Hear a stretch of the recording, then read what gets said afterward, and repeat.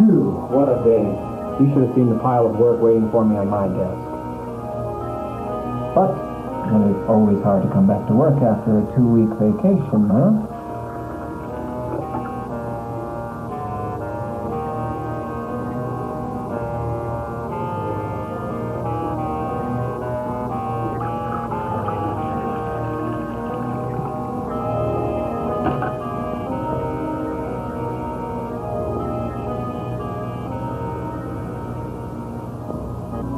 Maybe if we sent the kids to the jungle for camp this summer and sold your mother to the foreign slave traders, it might help our attitude. Okay. What'd you say about my mother? Nothing. I was just trying to get your attention. You seem so distant, so preoccupied. What's the matter? Got the back to the old grime blues? I wish it were something simple like that. But you know, I love my job. That's just the problem. I'm darn good at what I do. They depend on me, and I have never let them down. I thought I knew everything there was to know about that job. Until today. Computers. So what? You can learn. I don't know that. It's a whole new area for me. There's so much to learn. I'm intimidated already. That thing just sits on my desk and stares at me with that idiotic blinking light on the screen. It took me all morning to find out that much. Then my boss asked me to make a copy of his disk. Well, I didn't know what he meant, so I proceeded to the photocopy machine and I made a copy of the disk. He laughed so hard that the entire office came over to see what was so funny. I just wanted to shrink up and crawl under a rock somewhere. Why didn't you ask someone for help? Companies just don't dump this kind of thing in your lap without some kind of support, surely. I'm not used to asking questions. I'm used to answering them. I feel like I have to sink or swim on my own. Everyone has a 2-week head start on me. I don't know how I'll catch up. I'm especially concerned that jerk Bosworth might have a chance at my promotion. He laughed the loudest of everyone. Come on. They don't base a promotion solely on how you use a computer. They're here to stay. The company's made a major investment and a commitment. The computers are to be integrated into every level of the business. You can't argue, I guess, that they are something that a competitive, growing business needs to survive in today's marketplace. All departments are to have computers shortly. Everyone's job performance is going to be linked to how well we use these machines. Is this anxiety about job security, or is it just panic? Well, they say if you don't keep up with technology, technology will replace you. Well, I'm too old for this.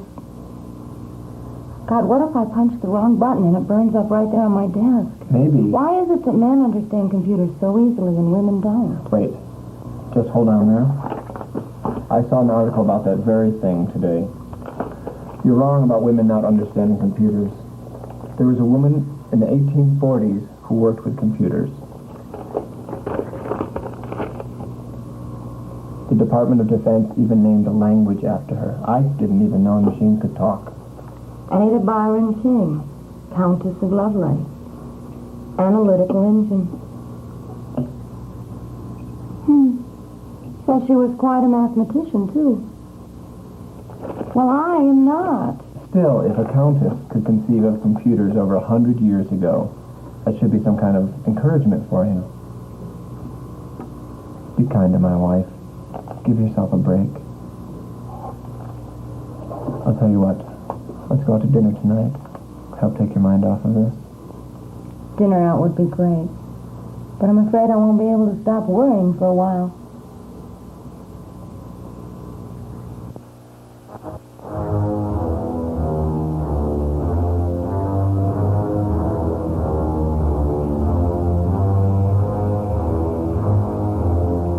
What if I do something wrong?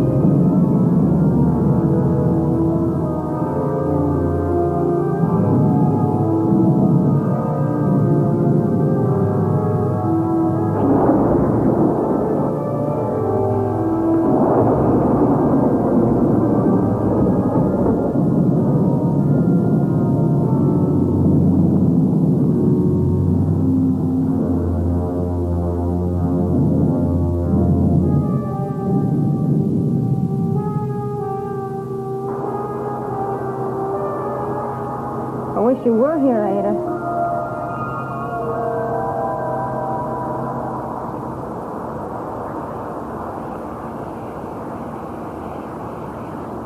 May I offer you some shelter from the storm? But how? You called for me. How could I refuse to respond? This is like a bad dream. And now you're here, Lady Ada. For spirit, if you like. Whether this is a dream or reality for your mind is something you'll have to answer for yourself. But why? It is your choice, really.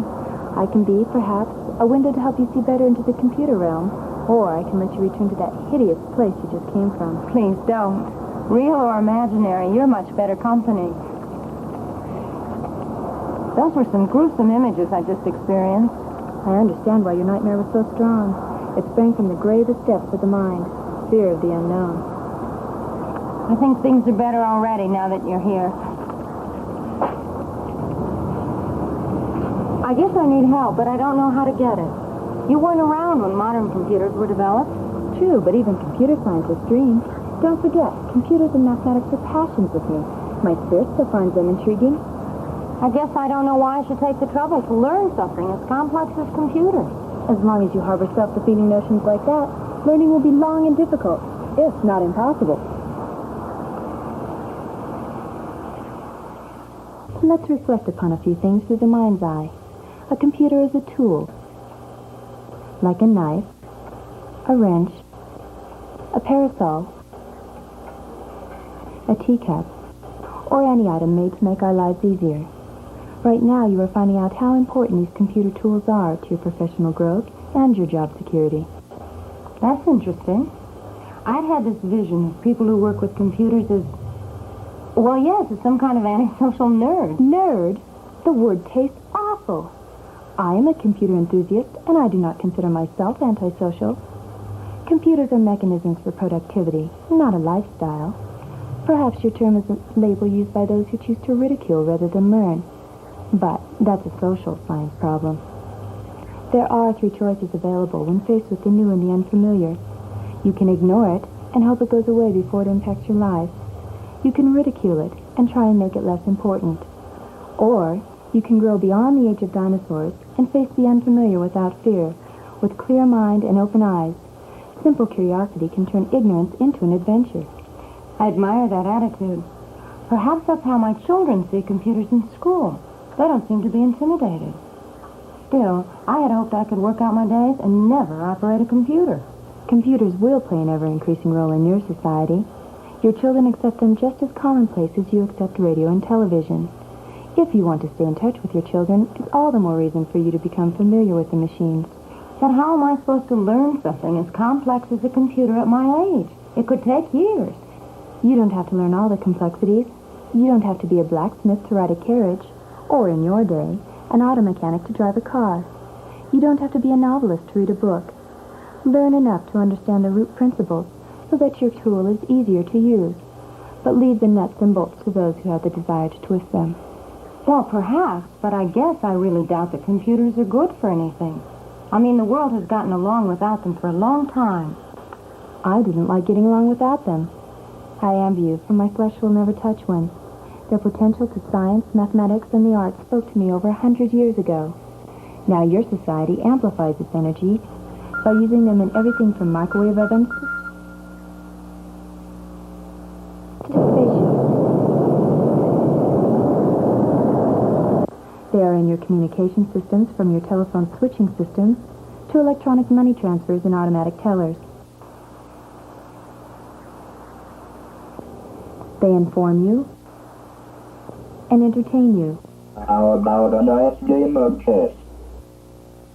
They help save lives in the medical field and soothe your soul with music from synthesizers and recorders.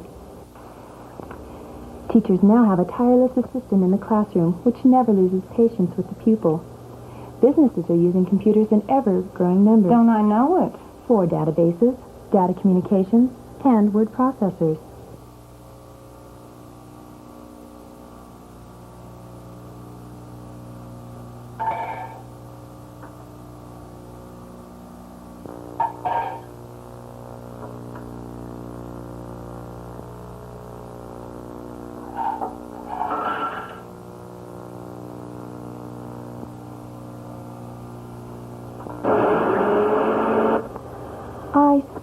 need to work on terminology. I admit it's all very strange to me. Food processors I can understand, but computers seem to work by magic.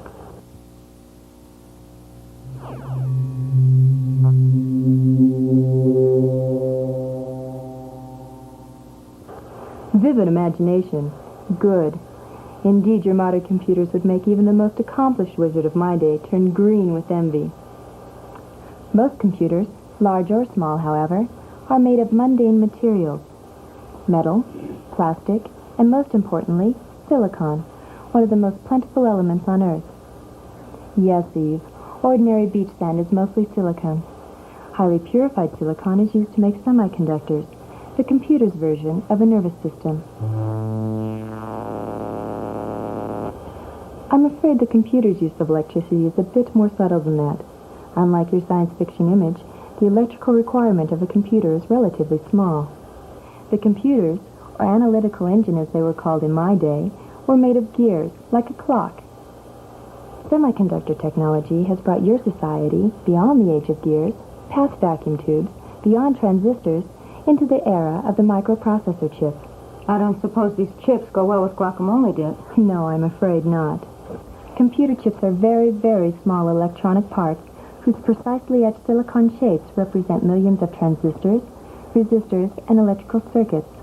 It is their compact size that gives them much of their versatility. Well, if chips are so small, are all the computers and pocket calculators and alarm clocks the same? Let's leave the realm of computer-aided appliances and concentrate on computers used for business.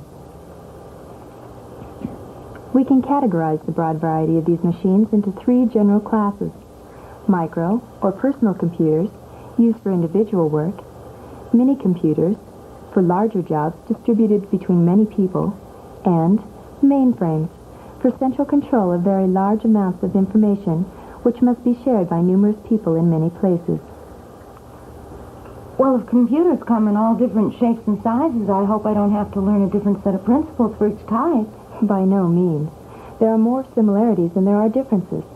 Fundamentally, computers vary more in speed and capacity than they do in operating principle. I don't think I follow you. Look, here are two tools you are familiar with. Both have piston engines, both roll down the road on rubber tires, and both have drivers at the wheel. They differ in size and performance. Exactly. But what similarities do computers share? Computers have two fundamental components: hardware, the machine apparatus which you can see and touch, and software, the intelligence that drives the hardware. Well, not exactly. All computers have four basic traits. They accept information, input; they process or transform the information; they provide feedback about the result of the process, output; and they have a means of storing information. The power to handle and condense information is what makes a computer an important tool in your society. From a business perspective, information is just as important an asset as cash or equipment. So a computer is just an information handling machine. That seems easy enough to understand, I guess.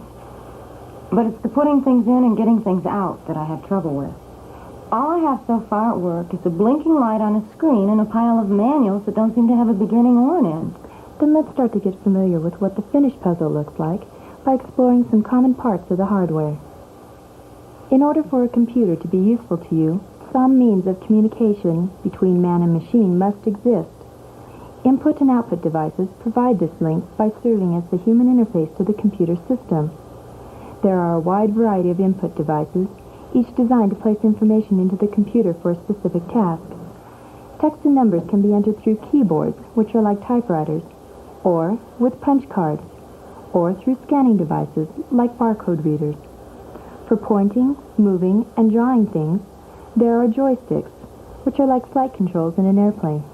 Video arcade games have those. Likewise, there are trackballs and something called a mouse, which, no, you don't have to have a trap for. There are light pins and touch screens. All of these allow you to control information which the computer presents to you on one of the most common information feedback devices, the video monitor. This television-like viewing screen displays output from the computer to reveal results of the transformation of information. Other output devices include printers and plotters, which provide paper copies of the computer process results, whether it is a combination of letters and numbers or a graphic picture. Musical instrument digital interfaces, or MIDIs, allow computer processes to bring music to our ears. Computers can, to some extent, speak and recognize the human voice as a part of their command and response system. Hello. I think that's what I need. Well, computers are a long ways from being able to carry on intellectual conversation. Even simple voice commands are difficult for the few specialized machines that exist to understand. That figures. The ones at our office have the keyboard and the monitor and some things called disk drives. Disk drives are one type of hardware device that helps the computer store and retrieve information. Computer systems use several types of magnetic media to store information because the information can be created, erased, and changed easily. Many systems use magnetic tape, similar to music and audio tape, to record and read information on straight tracks along the length of the tape. Magnetic disks, whether flexible or hard in structure, store information in concentric tracks. External storage not only makes the information easy to reuse, but creates a way to organize the information. You mean the computer remembers where it puts things? With a little help from you. Remember, they are only machines. They need your intervention at some point to do anything at all. The tapes and disks serve as volumes to hold the information, and to keep track of what is in the volume, there is a directory. Well, I don't know. Think of the magnetic media as a library that has a catalog of all the books inside, or perhaps as a file cabinet with drawers for specific things and files of information in the appropriate drawers. The computer information corresponds to files or documents listed in the directory, all bound together in a volume. By changing disks or tapes, it is possible to access a different volume and thereby different information. So a computer stores all of its information externally? No. Besides these semi-permanent ways of storing information on external media, the computer can store limited amounts of information inside its own electronic components. Certain types of semiconductors serve as memory chips. Some, called read-only memory, or ROM chips, store information permanently and are used to load information into the computer that it needs to enable it to perform some of its very basic functions and begin operating properly when it starts up or boots. Other chips provide random access memory, or RAM, which the computer can use and change as necessary to do its calculations. Sophisticated systems use an elegant combination of RAM and disk space, called virtual memory, to provide the illusion of tremendous amounts of memory. Wow! Doing calculations in memory? So they really can think. Even though the word computer comes from the Latin word meaning to reckon, consider, or think, computer logic has very little in common with the miracle of the complex human mind.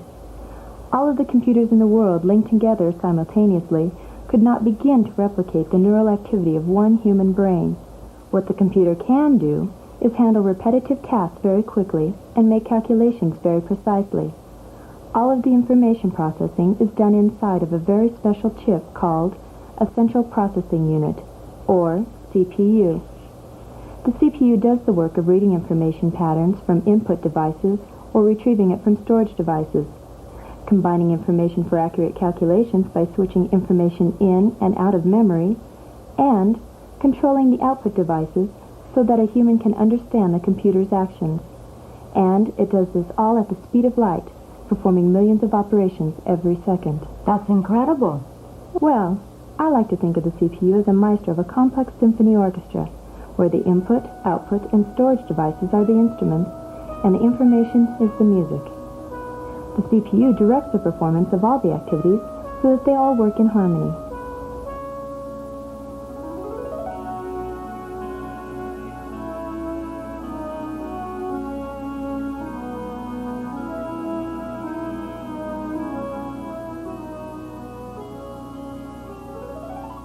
I see.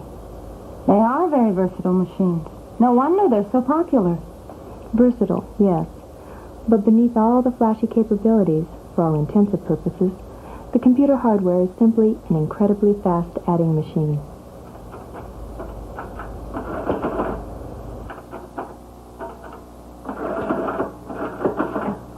How can that be? Computer hardware responds to electrical switching controls. Just like a light switch controls the flow of electricity, the microchip circuitry in a computer controls the flow of millions of electrical channels. The switch state of each circuit element represents a number, off for 0 and on for 1. No wonder it can add fast. It doesn't have to count very far. Au contraire. Just like the 10 digits of our hands form the basis for our common decimal number system, 0 and 1 form the basis for the binary number system. By combining these binary digits, or bits, the computer can count, with great accuracy, to very high numbers. By turning switches on and off, many different kinds of things can be represented. Our decimal integers, of course, scientific decimal fractions, the letters of the alphabet, and even colors and sounds. Most everything that can somehow be arranged into a list or logical order can be represented in the computer by a number. With millions of switches needing control, how does it know when to turn things on and off? The computer has been told, by a human, exactly how to handle and interpret a particular binary number value. How? No one can touch the microscopic switches. That is where software comes into the picture. Software is a precise, logical flow control mechanism that properly defines how electricity is to be channeled through the computer switches. The structure for this software control is called a program. The information which is channeled by the program is called data. A program is an exact order of events. Just like the program of events you receive at a concert or a ball game which tells you what things will happen and who will do them and when they will take place. Unlike humans, computers do not have a will of their own. So a computer does exactly what its electronic switch commands tell it to do. If bad instructions are given to the switching network, the computer will perform accordingly, even if that means things crash into one another. Computers cannot generally make two decisions at once. They are not capable, shall we say, of being able to walk and chew gum at the same time. They can, however, chew gum very fast, and afterwards, walk very fast. Well, where does the software exist? I mean, is it some kind of billowy cloud of gas floating around in the hardware? I'm afraid it's not even that tangible. Some of it exists in the area of hardware, called ROM, the read-only memory. Software can be retrieved as magnetic pulses through external storage in disks and tapes, and then copied into RAM, the random access memory, for use by the central processing unit. The CPU then reads the information, like a musical score or written script, and performs according to the binary instructions given by the program. But I can't speak binary. Fortunately, only a few humans have needed to program computers in the binary machine language they readily understand. Now, of more common use, are translation languages like Pascal, Fortran, Lisp, C, and even my namesake, Ada, which compile human-level textual language and convert it into machine language. So for me to tell a computer what to do, I have to learn one of these foreign languages?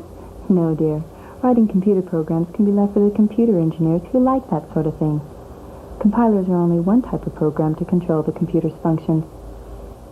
Other programs can be purchased from authors who understand the programming languages to do a vast number of tasks. Word processor programs instruct the computer to function as a powerful electronic typewriter for writing and changing reports and letters. A Morse code type of binary pattern called ASCII is used to represent letters, numbers, and control characters like the Shift key. With a word processor, not only can words be typed onto the keyboard, but sections of text can be moved around within a document in a cut-and-paste fashion, and the computer will even assist in checking the spelling before a final paper copy is made on the printer.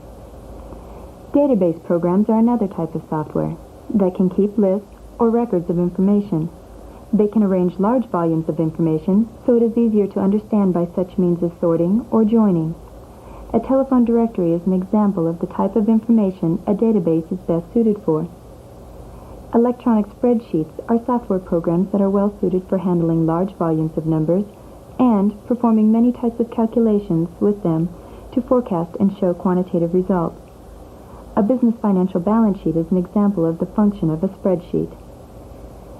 Data communication programs allow computers to share information between machines by sending binary pulses over direct wires or by using audible carrier signals to communicate over telephone lines with a device called a modem. Likewise, computers can pass binary signals over cables to certain types of musical instruments called MIDI synthesizers and play music. Graphics programs instruct the computer to draw lines that can be used for things like drafting, or they can color and move objects on the screen.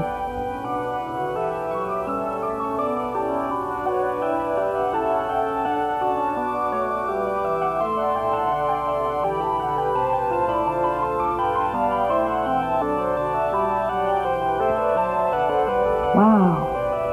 There is a whole spectrum of possibilities. So with the right software, I can do all these things on one machine. Quite possibly. A point to emphasize, however, a computer is only as good as the software written to run on it. A great computer can be rendered useless by poorly written software. Skillfully written software, however, can give the computer the illusion of intelligence, but in truth it is the mind of the programmer shining through.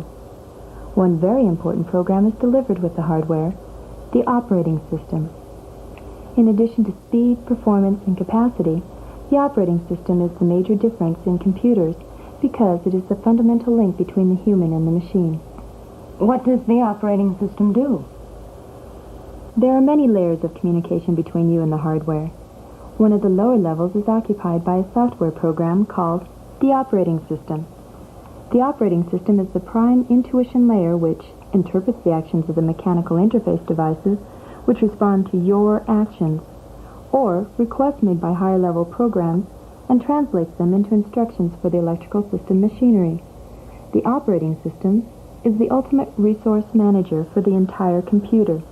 It schedules the flow of activities, gives priorities to simultaneous actions, and directs the results of the computer's calculations so proper feedback is provided to the user. Besides being the fourth basic difference in a computer type, the operating system is probably the single most noticeable difference between computer systems. I don't follow. There are almost as many types of operating systems as there are computers, but there are three general ways that a person can communicate with one.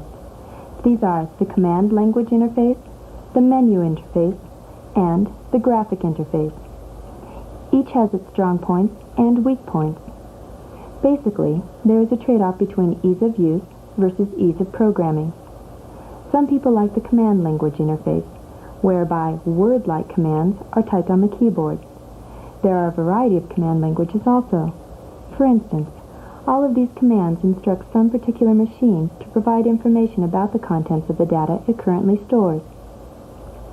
So if I use a different machine, I might have to learn a whole new set of commands. Different brands of machines generally have different operating systems. Although the language might be different, the function performed by the command is basically the same. To see the contents of the information on a system which has a menu interface, one could pick a choice from a screen list.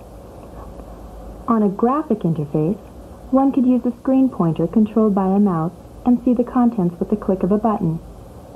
Needs and preferences enter into the choice of the type of interface one makes. Graphic interfaces are rather convenient and simple to operate because to most people, a picture is worth 1,000 words. However, combining commands in a graphic interface is often difficult, if not impossible.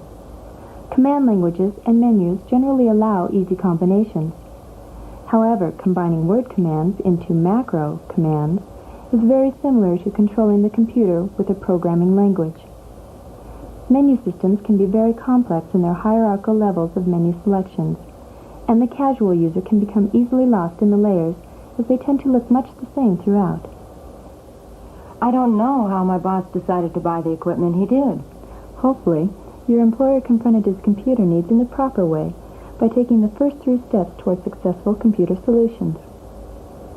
First, analyze and define the task to be accomplished on the job.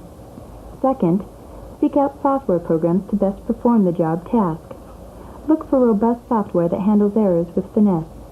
Lastly, after these investigations have been accomplished, find the most efficient hardware to run the chosen software with an eye on future requirements that the hardware might have to meet. Well, once I have sorted out all of these concepts, What kinds of things can I do to ensure that things run correctly?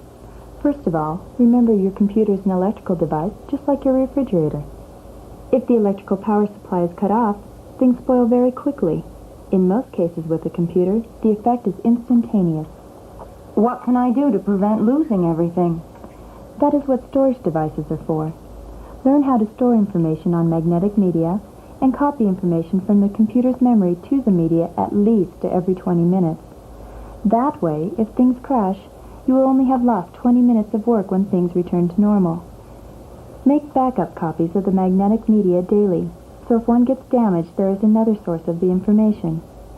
Be aware of the environment the computer and the media have to live in. They are sensitive to temperature and humidity. Magnets, food, drink, and smoke are all very harmful to machines and media. Where can I get more help when I need it? Well, you will never learn about computers through osmosis. Computer user groups are available in most every community where people meet to discuss their common situations. Talk with your peers. The responsible ones will be very willing to help you over the rough places, no matter how trivial you may think the situation. Magazines abound for particular machines and in general.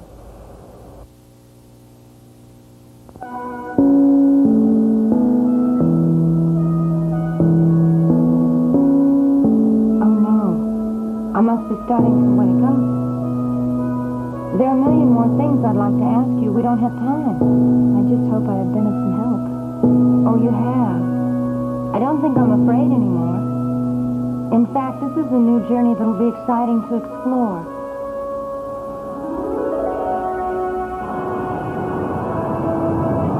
Don't be afraid to ask others for help. You'll find others are on the same road to adventure, just like you. They'll be glad to help someone who's as enthusiastic as you are. Thank you, Lady Ada. Come back again? Perhaps.